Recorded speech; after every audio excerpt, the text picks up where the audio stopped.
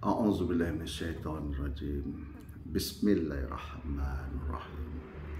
Allahumma sholli ala sayyidina Muhammad wa ala ali sayyidina Muhammad. A'udzubillahi minasyaitonirrajim. Bismillahirrahmanirrahim. Rabbi sadri wa yassirli amri wahlul 'uqdatam min lisani yafqahu qawli. Assalamualaikum warahmatullahi wabarakatuh. Sahabat-sahabatku, saudaraku dimanapun Anda berada, pada siang hari ini kita berjumpa kembali melalui channel Renungan Kehidupan. Bagaimana kabar sahabat saudaraku pada hari ini? Alhamdulillah sehat, baik jasmani maupun rohani.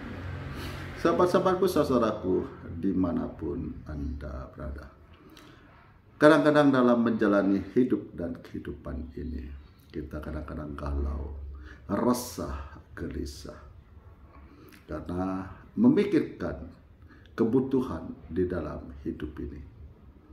Nah, kadang-kadang kita merasa kecewa, karena apa yang kita inginkan tidak dapat. Kalau kita lihat orang lain penuh dengan kemewahan, penuh dengan kesenangan, timbullah rasa cemburu, iri hati, dengki. Nah, disinilah kita ini diuji dalam keimanan. Apakah benar kita ini orang-orang yang bertakwa, ataukah hanya di lisan kita mengatakan kita ini orang yang bertakwa? Karena dalam firman Allah dalam Al-Quran, engkau belum dikatakan beriman apabila engkau belum diuji. Nah, di dalam hidup dan kehidupan ini sebenarnya tidak ada yang harus kita risaukan, tidak ada yang harus kita gelisahkan, tidak ada yang harus kita peningkan. Kenapa? Karena dalam hidup ini kita sudah diatur oleh Allah. Kadar rezeki kita dalam hidup ini, kapan kita akan meninggalkan dunia ini, dalam keadaan bagaimana kita akan meninggalkan dunia ini. Nah, jadi di sini kita harus selalu menggunakan pikiran. Apa yang kita makan sama dengan jadi makan orang lain, karena pokok makanan kita adalah nasi. Nah, selagi dia tinggal di bumi pertiwi ini, di negara kita ini, maka pada umumnya makanannya adalah nasi. Memang ada sebagian daerah makanan utamanya adalah gandum atau jagung. Nah, kalau kita mau mengucapkan rasa syukur kepada Allah atas apa yang kita dapat, maka hidup ini akan terasa ringan, akan terasa nikmat, akan terasa damai, akan terasa nyaman apabila kita banyak bersyukur kepada Allah atas apa yang telah Allah berikan kepada kita. Contoh, kita umpama makan nasi sama kecap. Nah, kalau di sini ada rasa tidak mau menerima atas rezeki yang Allah berikan, atas nikmat yang Allah berikan, maka di sini kita akan merasa jengkel, bosan. Hari-hari makan kecap, hari-hari makan kecap. Padahal itulah ketentuan yang telah Allah berikan kepada kita, harus makan pakai kecap. Andai kata pun di sana ada ayam, ada daging rendang, ada dendeng, maka itu tidak kita akan ambil. Yang kita ambil adalah kecap.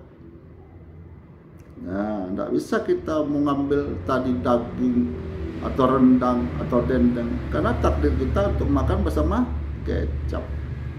Nah, kalau ini kita syukuri, maka ini akan terasa nikmat.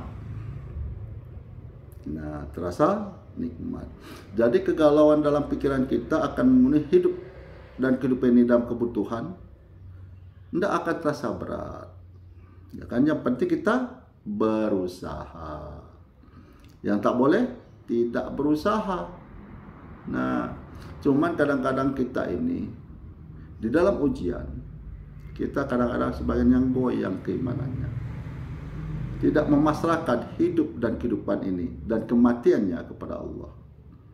Nah, inilah dia, tidak mau memasrahkan diri hidup dan matinya kepada Allah, sehingga terjadilah menjadi Doraemon. Doraemon itu apa nyanyiannya? Aku ingin begini, aku ingin begitu, ingin itu banyak sekali. Nah, akhirnya kita mengambil jalan-jalan pintas. Kita menipu orang, kita membohongi orang, baik dengan atas nama agama ataupun tidak mengataskan nama agama atau keturunan. Nah, di sini kita harus banyak bersyukur kepada Allah atas nikmat yang Dia berikan. Walaupun kita makan pakai tahu dan tempe, apabila kita bersyukur kepada Allah atas nikmat yang Dia berikan, atas rezeki yang Dia berikan, maka yakinlah dan percayalah makanan kita itu akan terasa nikmat, lebih nikmat daripada makan daging, ayam, rendang atau dendeng. Bahkan ada sebagian orang, dia dah biasa makan dendeng, makan ayam, makan ikan, dan dia makannya rasa biasa-biasa aja. Kenapa? Karena tidak ada rasa syukur kepada Allah. Maka dia biasa-biasa aja, tidak ada rasa apa-apa sama dia. Nah, contoh lagi, orang yang pergi haji. Orang pergi haji karena mampu, bukan karena memperbaiki diri. Dia pergi naik haji, dia merasakan tidak ada apa-apanya. Dia merasa biasa aja, tidak ada kesan bagi dia. Nah, karena kemungkinan uang yang dia dapat dari uang-uang haram. Kemungkinan dia naik haji bukan karena Allah, ingin dipuji orang, ingin disebut orang, ingin diagung-agungkan orang. Karena Allah itu Maha tahu. Nah, jadi disinilah sahabat-sahabatku, saudaraku dimanapun Anda berada, apapun yang kita makan, yang penting halal lagi baik. Jadi yang kita makan ini halal lagi baik. Salah satu penyebab doa kita tidak dijawab Allah, tidak diperhatikan Allah, tidak didengar Allah, karena makanan yang kita makan adalah dari yang haram. Inilah menjadi hijab, menjadi penghalang doa kita kepada Allah.